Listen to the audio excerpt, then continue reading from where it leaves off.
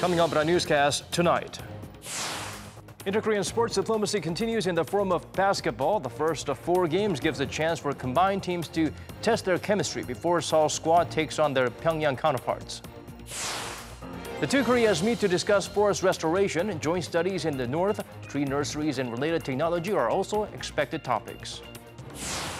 A meeting that brings together ministers related to innovative growth efforts in the nation is held again. Korea's finance chief urges faster deregulation to support the cause and create new jobs.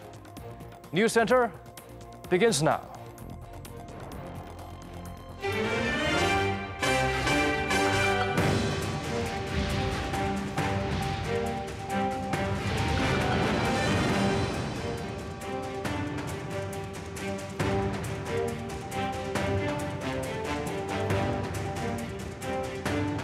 It's 8 p.m. here in Korea, live from our studio in Seoul. This is Arirang News Center. Welcome to our program.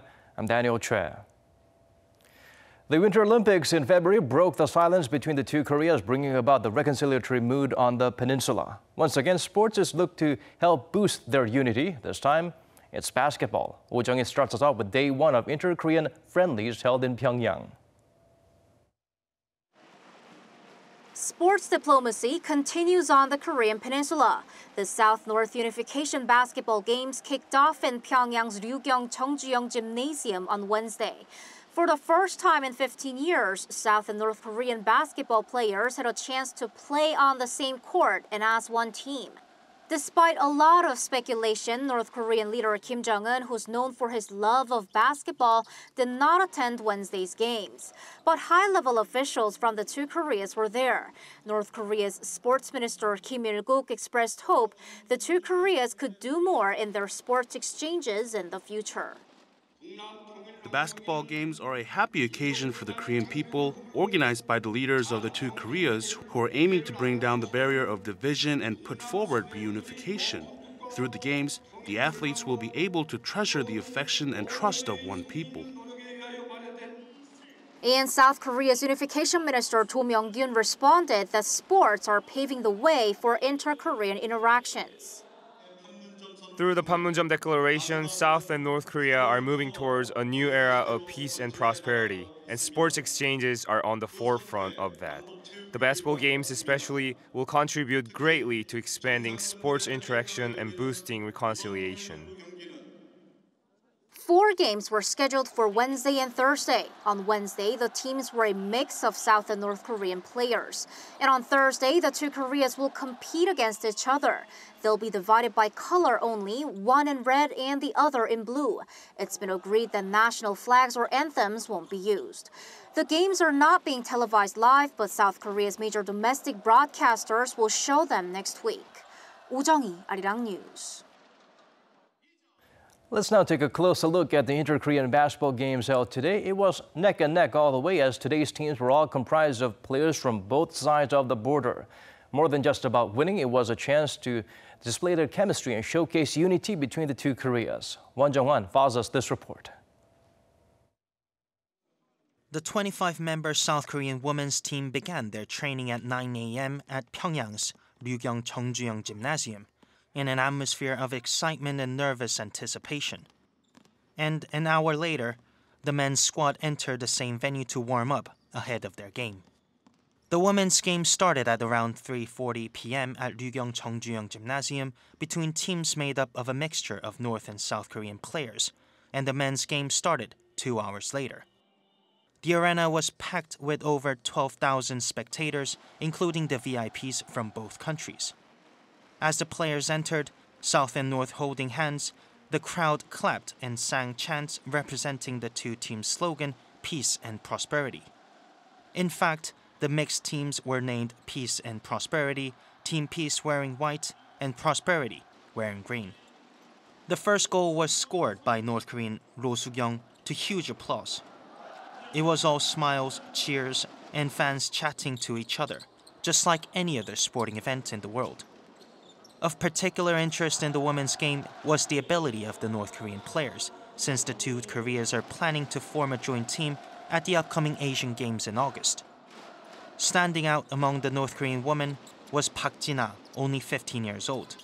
Park is the tallest player in this tournament at 205 centimeters. The results were close. In the women's game, Team Prosperity won 103 and 102, and for men's side, two teams ended in draw by 102 points. But the day wasn't about the results. It was about harmony, seeing North Korean players pass the ball to South Koreans and South Koreans passing to North Koreans. It was unity on the basketball court for the first time in 15 years. And there are two more games set for Thursday. 원정환, 아리랑 뉴스. More inter-Korean interaction. Talks on joint forestry projects continue at the border village. The latest session started at around 10 a.m. at the Peace House of Panmunjom. Seoul's lead delegate, the deputy head of the Forest Service, started by touching on the typhoon, which changed course and likely won't hit the Korean mainland. Ryu Gang-soo emphasized the importance of having healthy forests when disaster strikes. It's widely known that water and forestry are very closely related. South Korea sympathizes with the North on the importance of forest restoration in order to prevent disasters. He added interest in the issue is high here in the South and expressed hope the meeting will produce great results. The feeling was mutual according to his North Korean counterpart. Joint studies on forests in the North as well as tree nurseries and related technology are also likely topics discussed. There are many potential inter-Korean projects, which is why we've prepared a special series dedicated to turning the spotlight on some of these promising collaborations. Here's Shin Se-min with part 1 of 2, focusing on forestation efforts to make both Koreas greener. It marks the comeback of a once jointly run project between the two Koreas. The two sides once held hands on joint forestry projects in the late 1990s. But those projects were put on the back burner in 2010 when tensions spiked following a series of military provocations by North Korea. However, with the cloud of tensions and threats being lifted, just like many other joint initiatives now being set up by Seoul and Pyongyang, this one may end up being a long-term project between the two. However, both sides are realistic, considering the reality of North Korea's circumstances. Some 2.8 million hectares of forest had been cut down in North Korea as of 2008, and that's nearly double the amount of bare land compared to just a decade earlier. It's so bad that a UK-based risk consulting company assessed North Korea's deforestation as the third worst in the world in 2012. Precisely understanding the situation in North Korea is the most crucial first step. It's necessary if the two sides are going to be able to make a difference. However, we believe it will be different this time due to Pyongyang's determination. That determination reflected in its leader Kim Jong-un's efforts to restore a semblance of environmental care in his country, announcing plan to plant 6.5 billion trees by 2023 and even opening up a forestry science school at the elite Kim Il-sung University in Pyongyang. The forestry project between the two Koreas, although still very much in its infancy, could branch out in a number of ways. Comprehensive projects related to forest and agriculture already seem to be coming down the pipeline. Related businesses' stock prices have shot up over the past couple of weeks, especially those involved in forest restoration, cultivating saplings, mineral exploration, and seed production. We're looking to start with cabbage, corn, broccoli, and radish. Crops like these bring about quick benefits, especially with some of them being native to our soil. They are most suitable when we consider the environmental circumstances.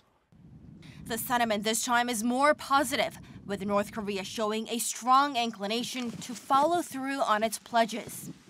Environmentalists here in South Korea have one thing in mind: improving this fertile land bestowed to us by our ancestors and adding a lot more greenery along the way. Shin Se-min, Arirang News. How long would North Korea need to denuclearize? One senior American official believes it could be done in a year. However, with Washington's top diplomat set to head to North Korea, the U.S. State Department clarified there's currently no timeline set for the process. Lee Ji-won gets us up to speed with the developments. The U.S. continues to say it'll not put a timeline on North Korea's denuclearization. Speaking at a press briefing on Tuesday, State Department spokesperson Heather Nauert said she was aware of the timeline given by some individuals, but simply said the U.S. government will not be providing one. Those comments would appear to be in line with what Secretary Mike Pompeo told CNN last week, that there would be no timeline, but Washington would continue to monitor the North's progress. Those who have said there's a timeline include National Security Advisor John Bolton, who said in a TV interview last weekend that it would be possible for the U.S. to dismantle the North's weapons programs within a year. In terms of expectations for Pompeo's third visit to Pyongyang that's set to start later this week, Nauert said they will be continuing talks on following up on the joint statement signed at the June 12 summit between U.S. President Donald Trump and North Korean leader Kim Jong-un in Singapore. She said former nuclear negotiator and the U.S. ambassador to the Philippines, Sung Kim, had a good series of meetings with his North Korean counterpart in planning Pompeo's visit. She added the U.S. has been very clear in terms of its expectations, which remain unchanged from the Singapore summit. And compared to just last year, Nauert said significant progress has been made. We're at a good spot today. The Secretary is looking forward to having meetings with his North Korean counterparts. And we go into this eyes wide open, but nevertheless, we've made a lot of progress in the past year. While the exact calculations have not yet been done, Nauert said the U.S. delegation will be spending a good bit of time in Pyongyang, with at least a day and a half of meetings planned. Progress with Pyongyang was also reaffirmed by President Trump. He tweeted on Tuesday that talks with North Korea were going well, adding that there have been no rocket launches or nuclear tests for 8 months. While slamming the Democrats and what he calls the fake news media for their complaints, Trump said that if it weren't for him, the U.S. would now be at war with the North. The tweet caused a stir at the White House on Tuesday, with Press Secretary Sarah Huckabee Sanders being quizzed on whether America's goal had changed from denuclearizing Pyongyang to avoiding war. Sanders insisted the goal remains the same as it has always been, denuclearization, adding the U.S. will continue pushing for that and working closely with North Korea. 이지원, 아리랑 뉴스.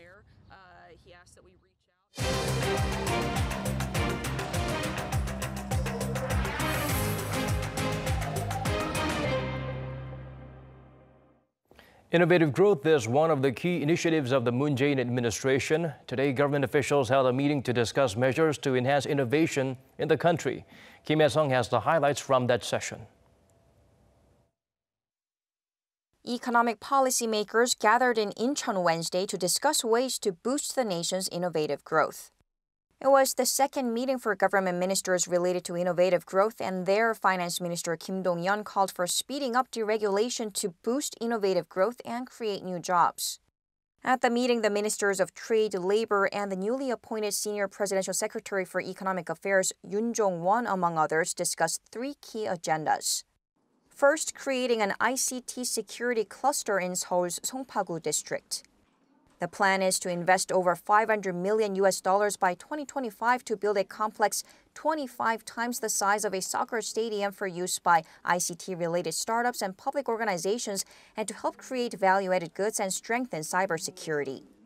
Another plan is to invest innovative cluster areas specially tailored for young people.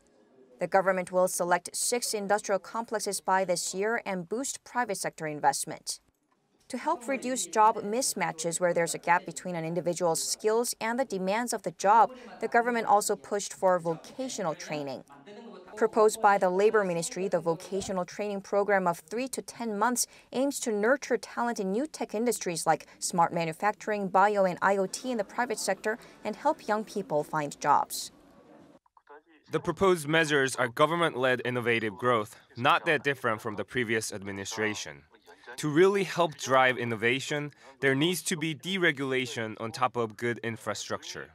Deregulation to enable startups and new players to enter the market, get financing and opportunities, and protection of their intellectual property rights so they can grow.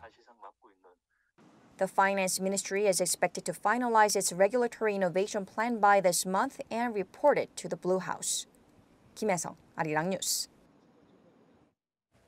Korean households don't have as much capital as they used to, mainly because they spend a lot on home purchases. According to the nation's central bank, households' net capital, or their assets minus loans, was about $17 billion in Q1. That figure is $500 million more than the previous quarter, but it's the second lowest figure for the first quarter since relevant numbers were first compiled in 2009. Experts attribute the plunge to people aggressively exhausting their capital to buy real estate. The Ministry of Land, Infrastructure and Transport said around 200,000 homes changed hands in the first 3 months of the year, the highest first quarter figure since 2009. Korea's economic growth has been slowing down in recent months with a sudden drop in exports. But we do find some solace in foreign exchange reserves hitting a landmark figure. Oh Soo-young explains further. South Korea's foreign exchange reserves topped $400 billion for the first time in June, bolstering the country's financial stability. The Bank of Korea said Wednesday the country's reserves grew $1.3 billion from the previous month to $400.3 billion. The record-breaking figure comes more than 7 years after the country's foreign reserves passed the $300 billion threshold in 2011. It is also 100 times larger than the reserves of just $4 billion back in 1997, during the Asian financial crisis. A bank official said the recent surge was largely due to a steady current account surplus, and also cited constant gains in assets held in foreign currencies. Securities holdings alone reached $367 billion, up by $1.56 billion on month. Amid concerns of a downturn in exports, consumption and investment, experts say the country's burgeoning foreign reserves are an encouraging sign of financial resilience, as they translate to a growing ability to service foreign debt. South Korea's short-term external debt in 1997 was roughly 3 times its foreign exchange reserves. The ratio came to 75% during the global financial crisis and fell to just 30.4% in March this year. We have more than enough foreign reserves to pay back all the short-term debt should the short-term investors and lenders from overseas would want their dollar back. If the investors have confidence that Korea has enough dollars to pay them back, then paradoxically they're less liable to ask for their money back. However, the expert says the country shouldn't grow complacent, but rather work to maintain the right balance of foreign reserves in the vault. There's sort of an ideal level where there's enough insurance to guard against currency crisis, but also not excessive reserves so that the government has enough money to make welfare payments, build infrastructure, and so on. Having a lot of foreign currency reserves do make Korean government more vulnerable to changes in exchange rates. When the dollar strengthens, it's good for the Bank of Korea because their assets go up. But if the dollar weakens, then it's bad for Bank of Korea because the value of their assets go down. Some experts are also concerned that there may be limits to increasing foreign currency holdings when Korea begins disclosing its market intervention records next year, following pressure from the US and the IMF, so as to avoid being labelled as a currency manipulator. Oh Soo-young, Arirang News.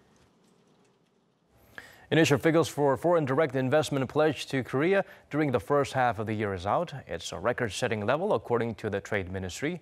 Kim Ji-yeon helped us look beyond the uplifting digits. Korea's foreign direct investment during the January to June period this year amounted to nearly $16 billion, a record high for a year's first half. The estimate based on reported figures is an increase of more than 64% compared to the same period last year. The lion's share of the FDI came from traditionally primary investing countries, including the European Union, the United States, China, and Japan. Also, compared to previous years, there were rising investments from Middle Eastern countries.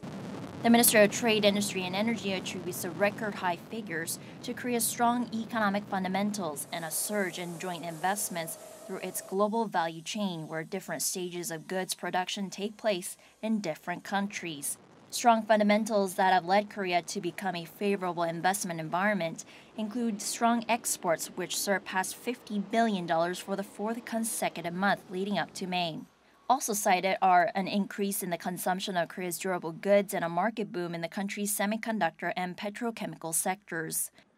The ministry adds that the record-high FDI is particularly special in that it was achieved amid dwindling numbers of global mergers and acquisitions, intensifying trade tensions between the U.S. and China, and a widening interest rate gap between Korea and the U.S. With this, the ministry expects Korea to gradually achieve the government's aim of reaching $20 billion of FDI annually over the next 4 years. Kim Ji-yeon, Arirang News. Washington and Beijing are firing back and forth in different ways. China issued a U.S. travel warning last week, and the American government moved to block China Mobile from offering services in the country. Our Ko Ryun-hee has the latest on the growing trade tensions between the two giants. China's foreign ministry on Tuesday defended a security advisory to Chinese nationals traveling to the United States.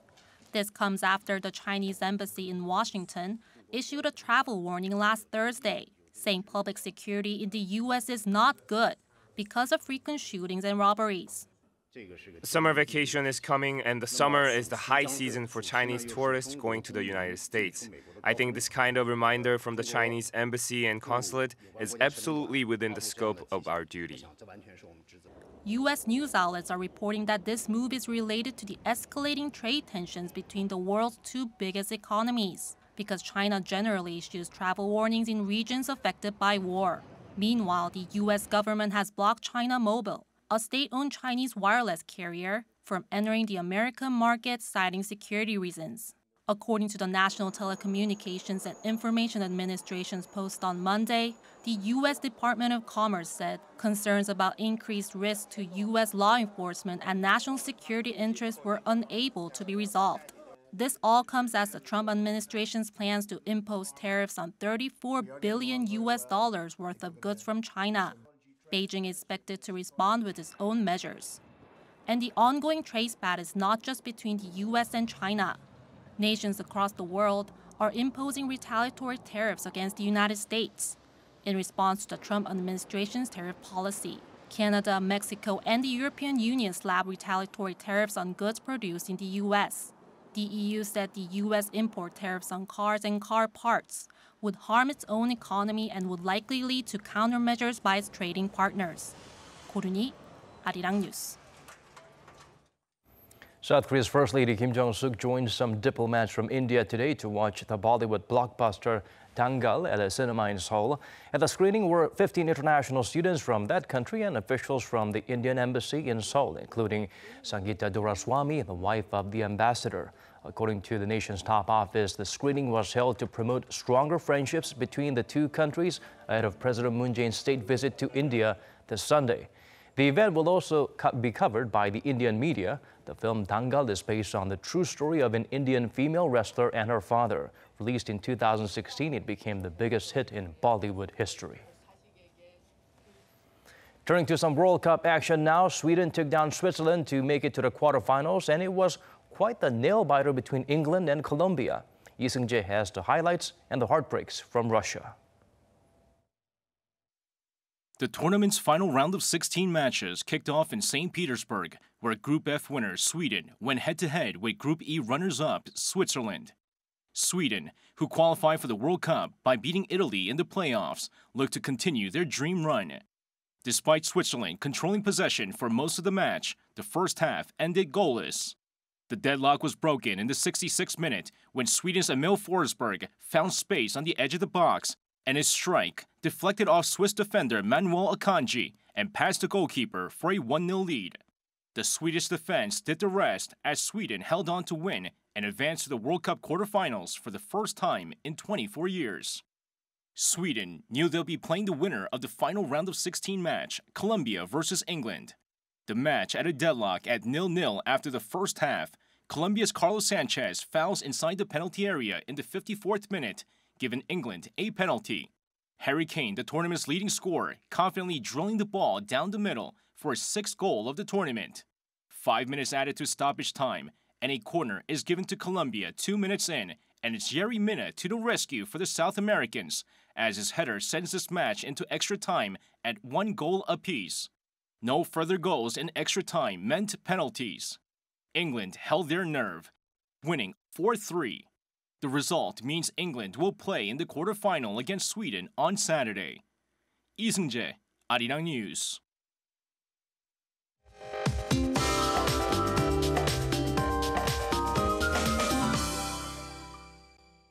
Time to turn to Michelle Bach at the Weather Center for the updates you'll need. Michelle, are we expecting more showers under this very steamy condition?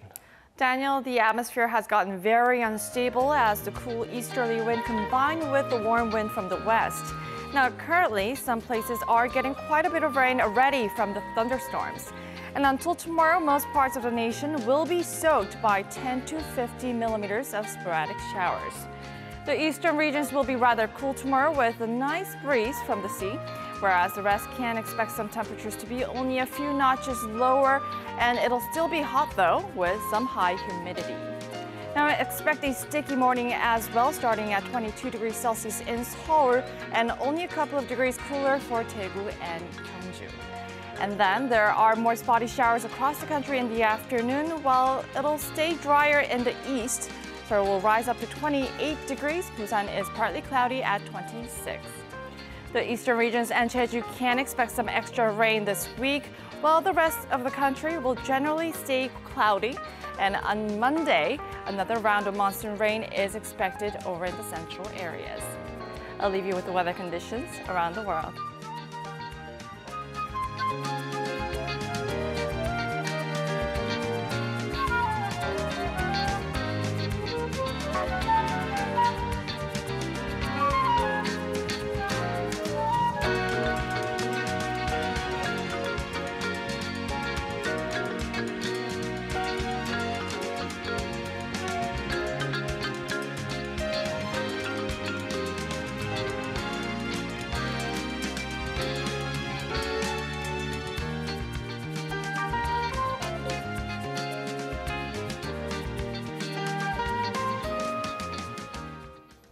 And that's all we could squeeze into tonight's edition of Arirang News Center. Wherever you may be tuning in from, thanks for staying with us.